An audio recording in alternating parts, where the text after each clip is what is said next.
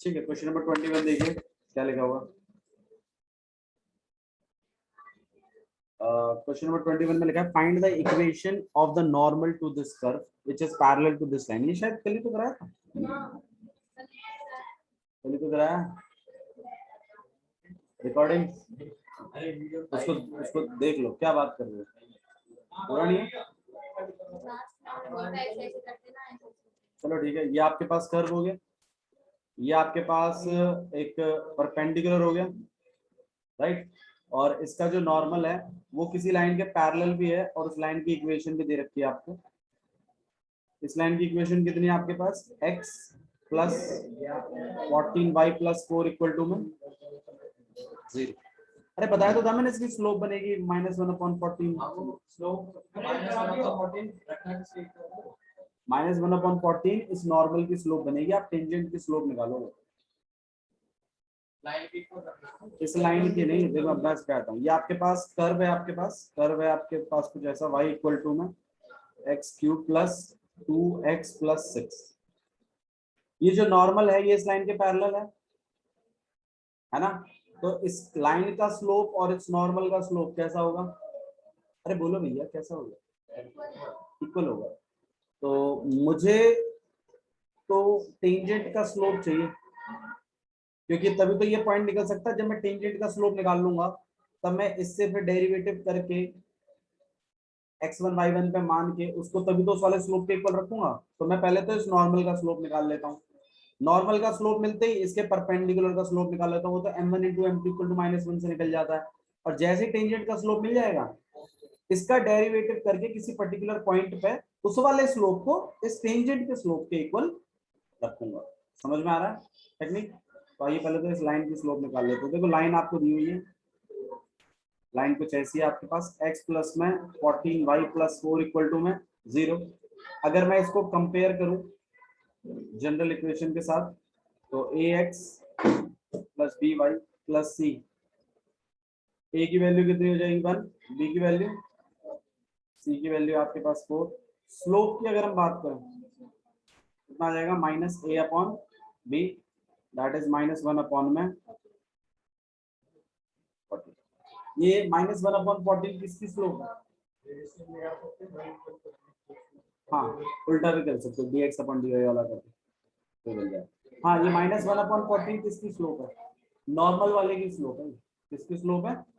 Normal वाले की। और आपको इसी नॉर्मल की इक्वेशन चाहिए, लेकिन नॉर्मल की इक्वेशन निकालने के लिए पहले पॉइंटों का निकलना जरूरी है, सिर्फ स्लोप से इक्वेशन नहीं बनेगी।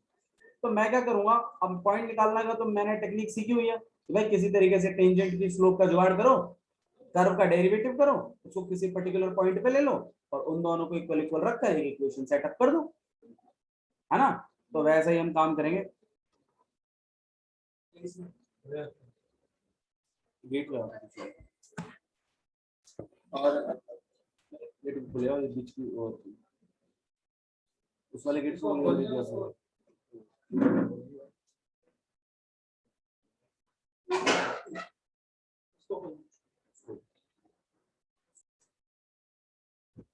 तो क्वेश्चन नंबर 21 में समझ में आया आपको? आपको एक कर्व दिया हुआ है, उसकी इक्वेशन दे रखी है। सुन लो भाई प्लीज, ये आपके पास एक कर्व दिया हुआ है, इसकी इक्वेशन आपको दे रखी है, ठीक है। और आपको नॉर्मल का इक्वेशन निकालना है। क्या निकालनी है? नॉर्मल की इक्वेशन। अब नॉर्मल की इक्वेशन का एक कंडीशन और भी दे सकता है कि ये नॉर्मल जो है किसी लाइन के पैरेलल भी है। देखो क्वेश्चन को ना थोड़ा फ्रेम किया करो अपने दिमाग में, तब होते हैं क्वेश्चन, ऐसे नहीं हो जाएंगे आप लोगों से। और मुझे इस नॉर्मल की इक्वेशन चाहिए, तो किसी भी लाइन की इक्वेशन निकालने के लिए दो चीजें चाहिए होती हैं, एक तो स्लोप और एक उसका पॉइंट, एक उसका पॉइंट, है ना। तो अगर नॉर्मल पैरेलल है इस वाली लाइन के, ये नॉर्मल है, ये इस वाली लाइन के क्या है, पैरेलल है, तो ऑब्वियस सी बात है इसका स्लोप और इसका स्लोप इक्वल होगा, राइट ना। अच्छा, एक नॉर्मल लाइन से स्लोप निकालना मुझे आता है -a/b वाले तरीके से। तो मैं क्या करूंगा, इस लाइन का क्या निकाल दूंगा मैं, स्लोप, और जो भी इसका स्लोप होगा वही मेरे नॉर्मल का भी स्लोप होगा। रीजन, दोनों लाइनें आपस में कैसी हैं, पैरेलल हैं। ठीक है। अच्छा जी, तो स्लोप का जुगाड़ तो हो गया, पॉइंट का जुगाड़ और करना है। अच्छा, पॉइंट का जुगाड़ हम अभी तक करते ही आ रहे हैं। कैसे करते हैं?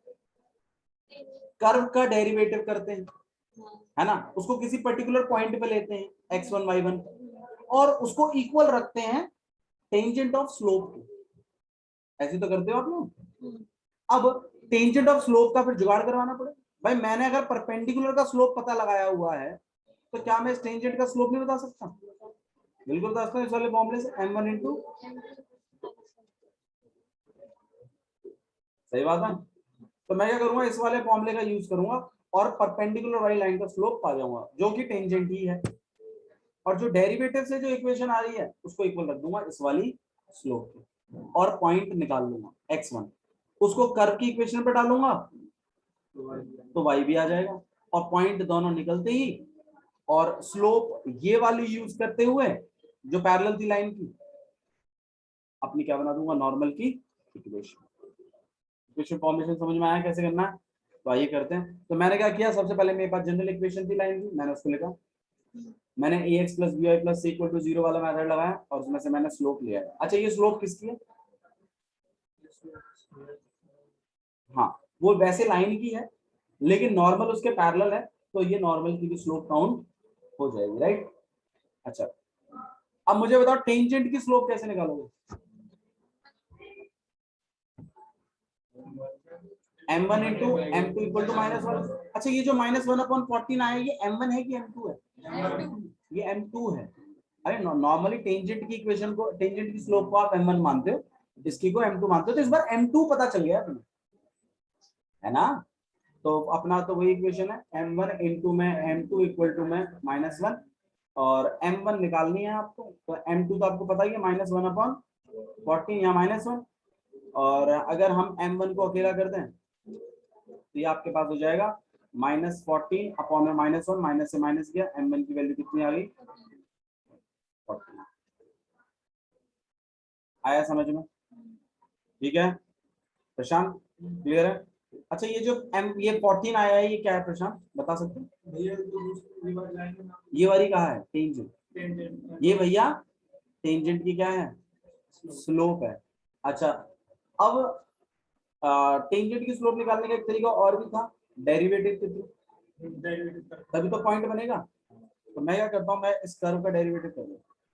क्या करता हूँ मैं, कर्व का डेरिवेटिव, कर्व आपको पता है x³ plus 2x plus 6, derivative करोगे कितना हो जाएगा, dy अपॉन, यहाँ कितना हो जाएगा आपके पास 3x² प्लस का, और अगर मैं किसी पर्टिकुलर पॉइंट पे अगर इसको ले लूँ x1 y1 पर, तो ये आपके पास आ जाएगा 3x1 का स्क्वायर प्लस, अच्छा ये वाला स्लोप और ये वाला स्लोप इक्वल होगा,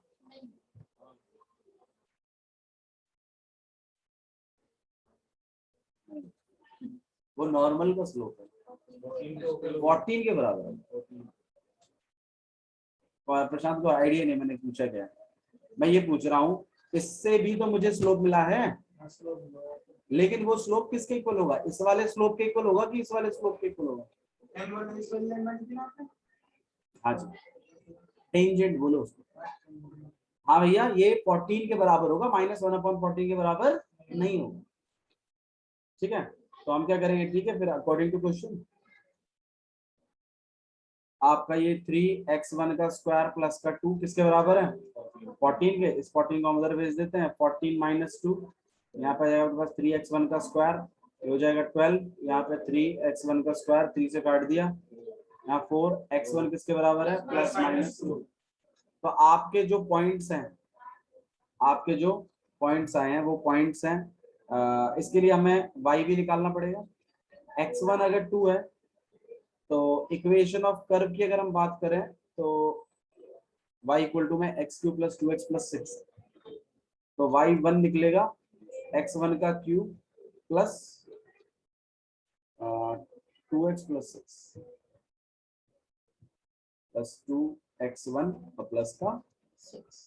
तो x1 की वैल्यू आपके पास 2 है, 2 का क्यूब प्लस 2 इंटू में 2 और प्लस का 6, 2 का क्यूब 8 प्लस 4 और प्लस 6, और यहाँ पे 18 आ जाएगा। क्या ये ऐसे ही आप x1 इक्वल टू में -2, तो y1 इक्वल टू आ जाएगा आपके पास और यहाँ हो जाएगा आपके पास -2 का क्यूब और +2 इंटू में -2 और प्लस का 6, माइनस का 8, माइनस का 4 और प्लस का 6, -6। तो आपके वो जो पॉइंट्स है जो आपको चाहिए वो है 2,18 एक तो, और एक आपके पास 2, -6। अच्छा हाँ -2, अच्छा स्लोप की अगर मैं बात करूं तो वो है -1/14 और यहाँ पर भी स्लोप कितनी है, सही है। तो दो इक्वेशन निकलेंगी आपकी लाइन की। फॉर्मूला क्या है इक्वेशन निकालने का, point slope form y minus y1 m bracket के अंदर x माइनस x1।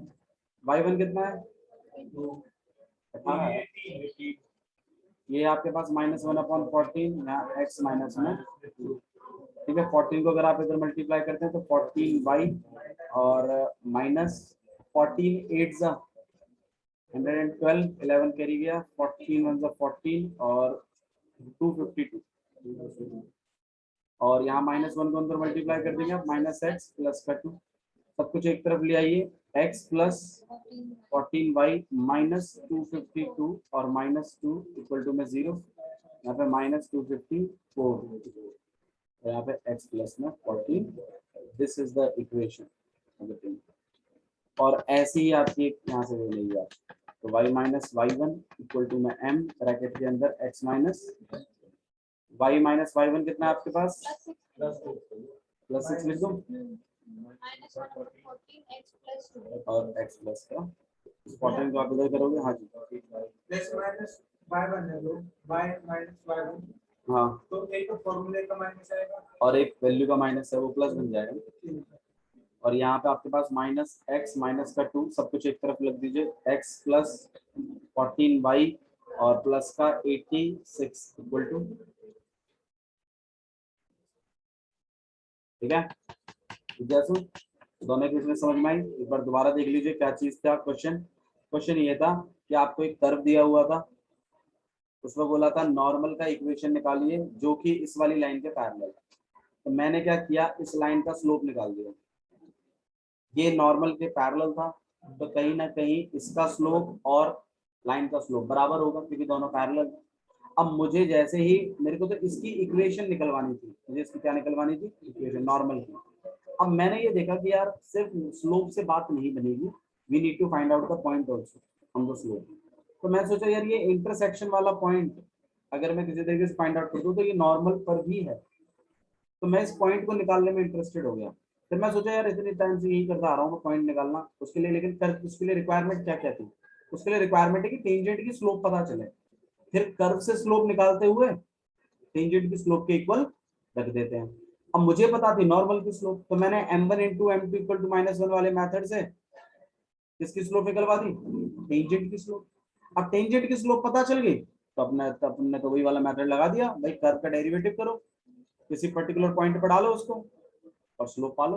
और ये वाली स्लोप और टेंजेंट की स्लोप आपस में कैसी होंगी, इक्वल। तो अकॉर्डिंग टू इक्वेशन क्या है, इनको इक्वल इक्वल रखवा दो और x1 की वैल्यू निकालो। दो वैल्यूज आई, दोनों से रिलेटेड मैंने y1 भी निकाल दिया। अब जैसे ही आपको ये पॉइंट पता चल गया और स्लोप इसकी यूज करते हुए आप इस लाइन की इक्वेशन निकाल सकते हैं।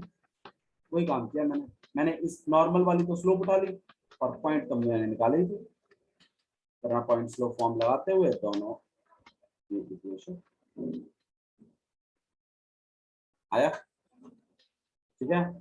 ऐसे ही हमने क्वेश्चन किया है। क्वेश्चन नंबर 22 अगर डाउट में है तो बताइए। अरे बोलो भैया अगर डाउट में है, 21 नहीं 21 था ये, 22 अगर डाउट में है तो बताइए। हाँ जी प्रशांत, आप दूसरों को पिटवाइए मत, आप अपना पढ़ाई करो। बाबू क्या हो गया, लेट आए हो आप, ready to accept the punishment. आपने गलती की है बस इतना समझो, आप लेट आए हो।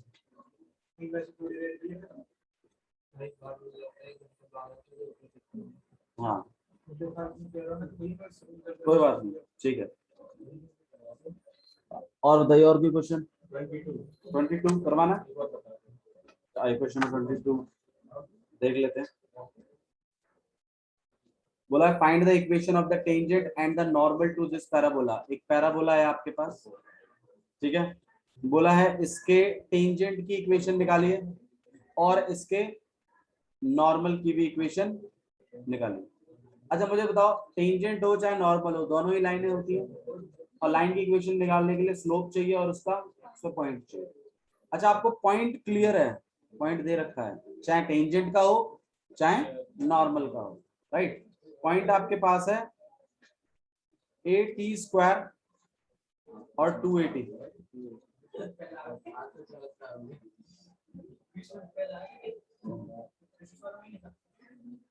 आपके पास एक पॉइंट है 80², एक है आपके पास 280, ठीक है। अरे उनको छेड़ देगा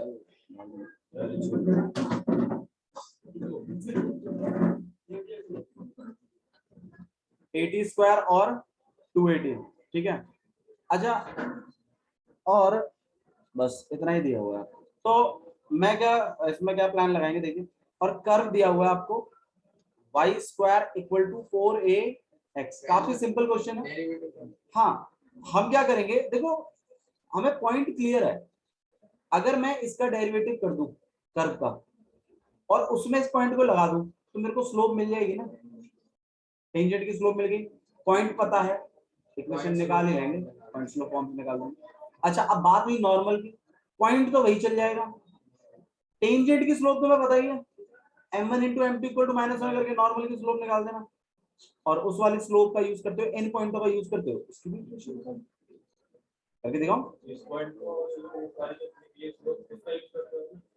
भाई देखो मुझे इस टेंजेंट की इक्वेशन भी चाहिए और ये वाली इक्वेशन भी चाहिए, दोनों चाहिए मुझे। तो मैं अगर इसका डेरिवेटिव करूं और उसमें इस पॉइंट को लगा दूं तो मेरे को टेंजेंट की स्लोप का जुगाड़ होगा कि नहीं होगा? स्लोप जुगाड़ हो गया, पॉइंट जुगाड़ हो गया, इक्वेशन निकल जाएगी। टेंजेंट वाली तो आ गई, ऐसी बोला करो टेंजेंट वाली तो आ गई। अब नॉर्मल वाली इक्वेशन चाहिए, नॉर्मल वाली के लिए नॉर्मल का स्लोप तो निकालो पहले। लेकिन अगर तुम्हें टेंजेंट का स्लोप पता है तो m1 × m2 = -1 से नॉर्मल का स्लोप भी निकाल दो, पॉइंट वही स्टेज सेम चल जाएंगे और आप दोनों की इक्वेशन। आप बोलो तो मैं करके दिखाता हूँ, ठीक है। समझ में आ रहा है?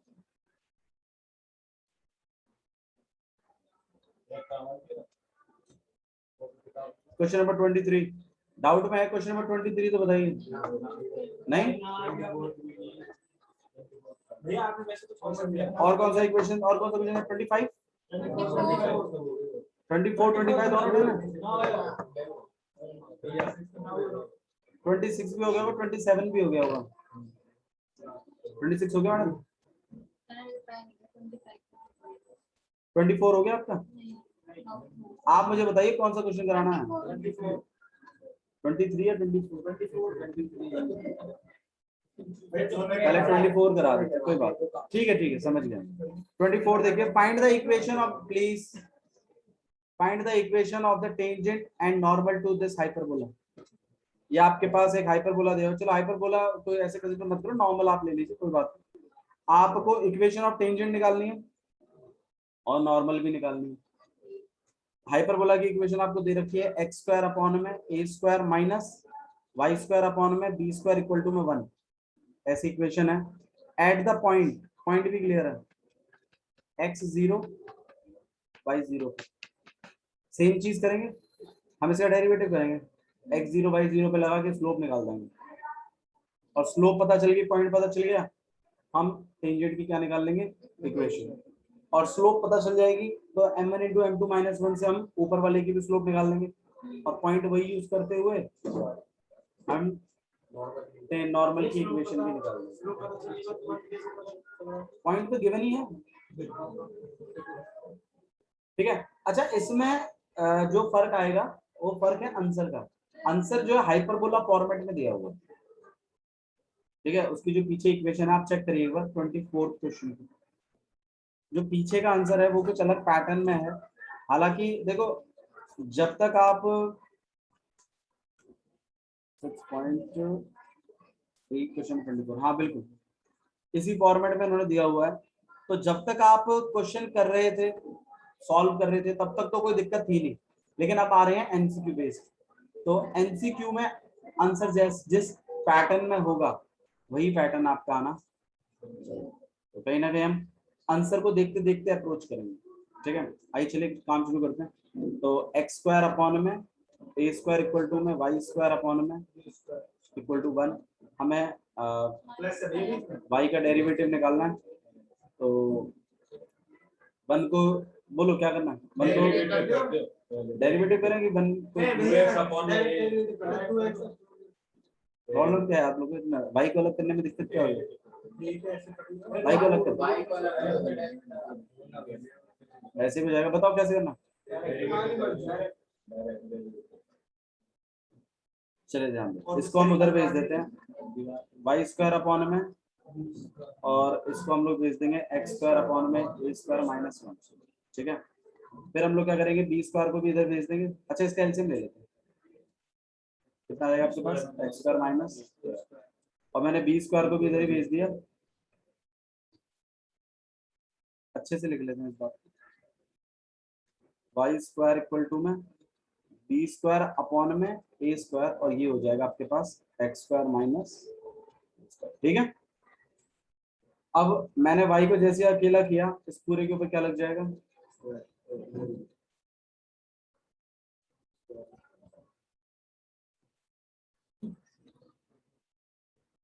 और आप रूट को जैसे अलॉट करोगे बी स्क्वायर अपॉन ए स्क्वायर को भी अलॉट होगा, ये क्या बन जाएगा बी अपॉन में ए, और इस पूरे के ऊपर क्या आ जाएगा root x square minus this is Y.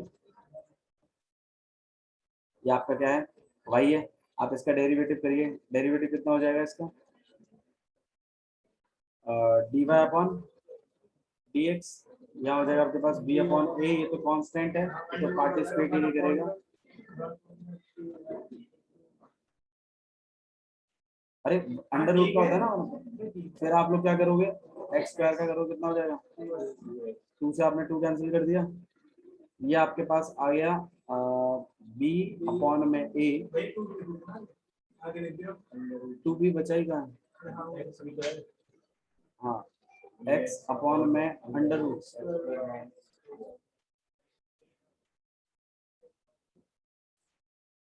ठीक है। अच्छा जी देखो, बी अपॉन में ए अंडर रूट के अंदर एक्स स्क्वायर माइनस, यहाँ पे अंडर रूट,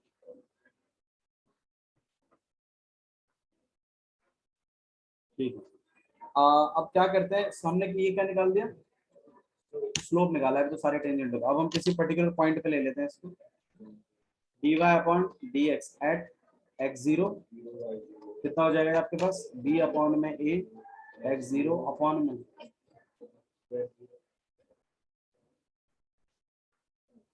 एक स्क्वायर, ठीक है। ये क्या निकल के आ गया आपके पास, टेंजेंट का स्लोप। अब आपको पॉइंट पता है, आपको स्लोप पता है, आप क्या निकाल दीजिए, इक्वेशन निकाल लीजिए टेंजेंट, टेंजेंट की इक्वेशन निकालते हैं। y minus y1 equal to में m ब्रैकेट के अंदर, तो यहाँ पे y माइनस y0, और m आपके पास है b अपॉन में a x0 अपॉन में अंडर रूट ऑफ x0 का स्क्वायर माइनस a का स्क्वायर, और यहाँ पे x माइनस x। एक बार थोड़ा सा पीछे आंसर को मैच करते हैं, क्योंकि इसके बाद तो हम सॉल्व कर देंगे, लेकिन पीछे का आंसर मैच नहीं होगा इसके साथ। बोलो x0 y0 इसलिए है कि उसमें पॉइंट में दे रखा है, पॉइंट गिवन है, तो हमने क्या किया, वो जनरल सॉल्यूशन निकाल कर उसको एक पर्टिकुलर पॉइंट पे ले लिया x0 y0, तो ये स्लोप आ गई। फिर मैंने पॉइंट स्लोप फॉर्म निकाला, टेंजेंट की इक्वेशन निकालने का। पीछे अगर आप मैच करें, एक बार पीछे आंसर चेक करो, देखो पीछे जो आंसर है ना उसको बताया था मैं क्या दिया हुआ आपको, पीछे आंसर दिया हुआ है, ये चीज देखेंगे आप खुद सोचेंगे कि कैसे पहुंचेंगे हम यहाँ तक, x इंटू में x0 अपॉन में a square minus y into में y0 अपॉन में इक्वल टू, ऐसा कुछ लाना है मुझे, तो कैसे लाएंगे, हाँ जी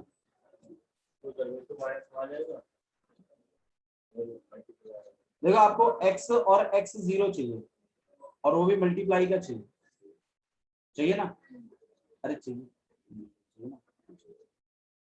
तो मतलब ये x0 है हमारे पास। देखो सोचते कैसे हैं वो, देखो x0 को अगर मैं अंदर मल्टीप्लाई करता हूँ तो ऑब्वियस सी बात है ये क्या बन जाएगा, x इंटू में x0 जस्ट जो मुझे चाहिए एक्चुअल में। तो इससे क्या कंफर्म हुआ कि इसको मल्टीप्लाई करना पड़ेगा तभी आएगा वो, वरना आएगा नहीं। अच्छा और क्या चाहिए आपको, y इंटू में y0 भी चाहिए।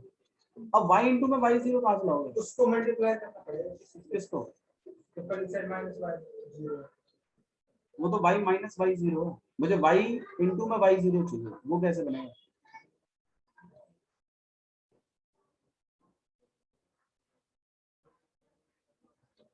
क्या कर दो,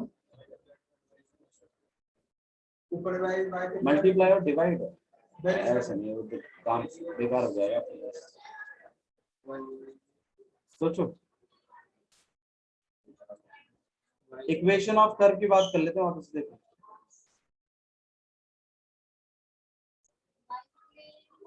y की जगह आपको क्या दिया उन्होंने, b अपॉन में a अंडर रूट के अंदर एक्स स्क्वायर माइनस, आप इस चीज को देखो ये जो अच्छा, लेकिन इसमें एक दिक्कत आ रही है, अंडर रूट नीचे, okay okay okay okay x0 ठीक है, काम करो तुम इस अंडर रूट a स्क्वायर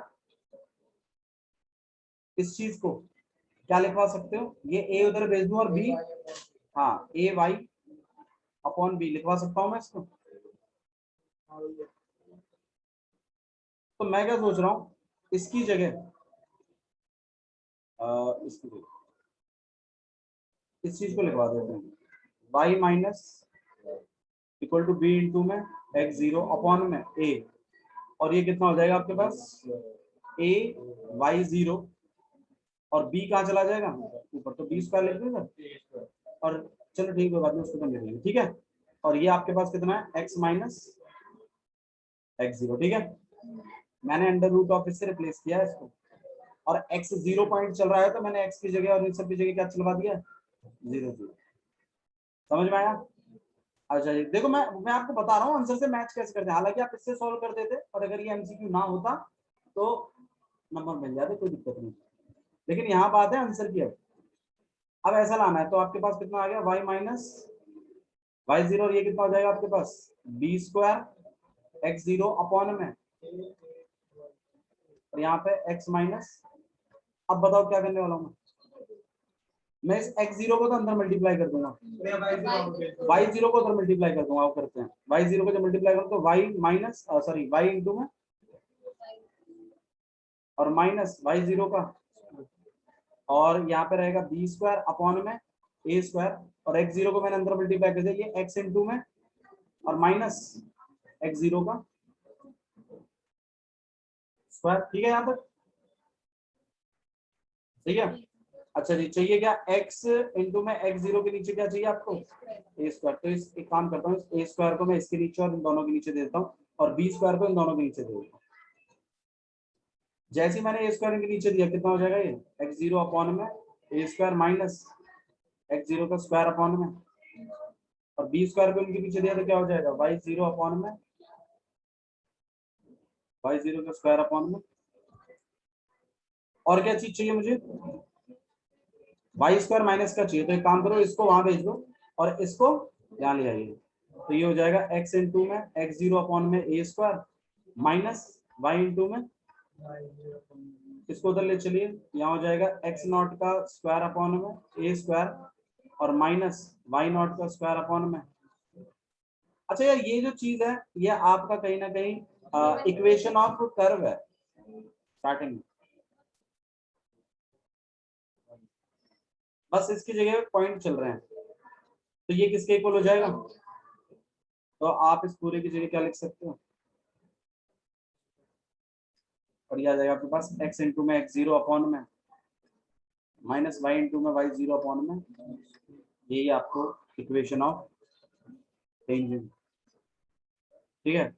मैं ये नहीं कह रहा कि यही एक तरीका है इस क्वेश्चन को करने का, बट हाँ ये बहुत सारों में से एक तरीका है। मुझे इसकी रिक्वायरमेंट दिख नहीं रही थी और मुझे चाहिए था वाई इंटू में वाई नॉट, तो मैंने इसलिए फैसला किया कि मैं इसको बदल देता हूँ। और वो ट्रिगर कहाँ से हुआ? वो ट्रिगर हुआ यहीं से। और आपको जो एग्जाम में क्वेश्चंस आएंगे, आपको जो ऑप्शंस होंगे, उनसे सोचना है कि यार मुझे इनमें से कोई एक चाहिए पैटर्न, तो कौन सा वेरिएबल अवेलेबल है उसके रिप्लेसमेंट जरूर ढूंढते रहिए। ऐसा ना हो कि भाई बस आंसर निकाले जा रहे हो और लास्ट में पता चला साला एक भी ऑप्शन मैच नहीं कर रहा। ऐसा ही होगा, ठीक है? तो थोड़ा सा ऑप्शंस की तरफ गौर करते रहिए कि चाहिए क्या, ठीक है? अच्छा जी, नॉर्मल की जब इक्वेशन निकालनी थी तो कैसे निकालेंगे? इसका 1 कर देंगे, तो slope of normal, slope of normal में क्या हो जाएगा आपका? ये उल्टा हो जाएगा और माइनस भी लग जाएगा, तो मतलब माइनस ए अंडर रूट के अंदर x0 का स्क्वायर माइनस a0 का स्क्वायर अपॉन में b और a2 में x0। This will be the slope. इस स्लोप का यूज करते हुए आप दूसरा वाला बनाने की कोशिश करेंगे, ट्राई करना उसको वैसा वाला कैसे आएगा, ठीक है? और बताइए और कौन सा क्वेश्चन है? आएंगे नहीं, लेकिन देखो मैंने जैसा आपको जो सिचुएशन दिया ना मैंने आपको, वैसी सिचुएशन आ सकती है कि कभी कभी आपका आंसर मैच करेगा नहीं पीछे के एमसीक्यू से। जो एमसीक्यू दे रखे होंगे वो आंसर मैच करेंगे नहीं, तो आपको ये टैलेंट आना चाहिए कि मैं मैच कराऊं जानबूझ के। अब उसमें जो जो वेरिएबल चल रहे हैं वैसे वेरिएबल लाने की कोशिश करिए। अगर मान लीजिए ये ना होता, मतलब मान लो पीछे आंसर मेरे को ना पता होता, तो मैं तो इससे इसको मल्टीप्लाई करके एक्स और वाइयों को एक साथ कर देता और कांस्टेंट को एक तरफ कर देता और नंबर मिलते, पूरे पूरे मिलते, ठीक है? लेकिन अब जब आंसर हमें पता है और मैच कराना, एमसीक्यू में पासा उल्टा हो गया है। एमसीक्यू में you know the answer now, इन चारों में से कोई ऑप्शन है, आप छोड़ नहीं सकते मझधार में, हमको पता ही होना चाहिए उसका आंसर, ठीक है? और भैया ट्रिक वाला है, लेकिन उसमें तो ट्रिक से सॉल्व हो जाए। ट्रिक से सॉल्व होंगे बाबू, वो भी सिखाएंगे जब ट्रिक वाला काम आएगा, ठीक है? 24 हमने कराया, 23 डाउट में था, 25 तो डाउट में नहीं है, 25 तो डाउट में किसी को, ठीक है? 23 देख लीजिए। प्रूव दैट द कर्व, एक कर्व नहीं, मैंने अभी सिर्फ खाली 10th क्लास का देखा, 12th का नहीं आया, भेज देना मुझे, भेज देना मुझे। x इक्वल टू में y square, x equal to, अरे यार क्या बोला है? Find the equation of the, prove that ये जो कर्व है and x y equal to में k cut at right angle, दो कर्व है आपके पास, ये कर्व और ये कर्व एक दूसरे को राइट एंगल पे कट कर रहे हैं। देखो कर्व कर्व कट नहीं करते, उनकी टेंजेंट्स कट करती है नीचे। तो आप क्या करिए, आप इसका स्लोप निकालिए, आप इसका स्लोप निकालिए, दोनों का डॉट करवा के -1 के इक्वल रख के देखिए, और शायद एक कंडीशन फंसेगी ऐसी जहां पे अगर 8k स्क्वायर अगर 1 होगा तभी वो -1 आ सकते हैं, वरना वो -1 नहीं है। दोनों का डॉट करवाओगे ना भाई, इसका टेंजेंट का स्लोप और इसके टेंजेंट का स्लोप मल्टीप्लाई करवा के किसके इक्वल लागू है, क्योंकि बोला है ना उसने राइट एंगल है, आपको तो ये बात लेके आनी है खाली। तो दोनों का डॉट करवा के और 8k स्क्वायर इक्वल टू 1 की गुंजाइश पड़ेगी। आओ डेरिवेटिव करते हैं, कितना पड़ेगा देखो, यहाँ पे एक्स वाई है इस वाले का, एक्स वाई इक्वल टू में k, तो डेरिवेटिव करो कितना हो जाएगा, पहले वाले का डेरिवेटिव, पहला वाला 1, दूसरा वाला, और फिर पहला वाला एज इट इज और दूसरे वाले का dy अपॉन, और ये तो कांस्टेंट है 0 हो जाएगा। हम dy अपॉन dx को अगर अकेला करें तो this will be -y upon में x, सही है? और किसी पर्टिकुलर पॉइंट पे ले ले तो x1 y1 पे, तो ये आ जाएगा -y1 अपॉन में, क्लियर?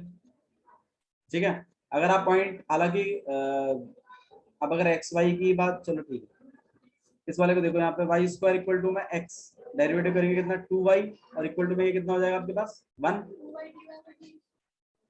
dy अपॉन, और dy अपॉन dx किसके बराबर हो जाएगा 1 में 2y के किसी पर्टिकुलर पॉइंट पे लोगे तो यहाँ 2/y1। अच्छा दोनों का डॉट मतलब -y1 में x1 मल्टीप्लाई बाय 1 में 2y1 किसके बराबर होना चाहिए -y1 के। अच्छा जी और y1 से आपका y1 कैंसिल हो जाएगा, यहाँ -1 में 2x1 किसके बराबर है, माइनस से माइनस आप कट करते हैं तो 1 इक्वल टू में कितना आ जाएगा 2x1। अच्छा x1 आपके पास कितना आ जाएगा 1 में 2। अच्छा जी ओके ओके ओके x1 कितना आ गया आपके पास 1 में 2। ठीक है यहाँ तक। अब मुझे तो कंडीशन तो इसमें आई ही नहीं जो हमें चाहिए थी, कितनी है वो कंडीशन 8k² इक्वल टू। अब देखना इस चीज को कैसे प्रूव करवा। x1 कितना है आपका 1/2 है और k कौन सी वाली इक्वेशन में है, इसमें है कि इसमें है ना, तो हम इसी में काम करेंगे। लेकिन इसमें एक दिक्कत भी है साथ में, बताओ क्या, इसमें y भी है, इसमें क्या है y भी है। तो एक काम करो इसमें से y निकालो, यहाँ √x आ जाएगा और इसकी वैल्यू प्लेस करके देखो आप इसमें, तो x इंटू में